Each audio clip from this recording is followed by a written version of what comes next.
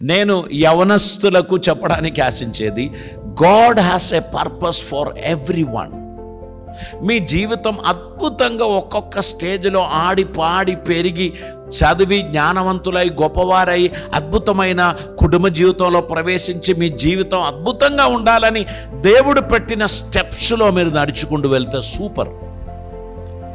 మీరు స్టెప్స్ 1 నుండి 4th step మీదకి మీరు దూకేశారనుకో, కొన్నిసార్లు పట్టేస్తుంది, కొన్నిసార్లు బెణుకుతుంది, కొన్నిసార్లు ఇరుగుతుంది, కొన్నిసార్లు లైఫ్ సుందరంగా ఉండదు.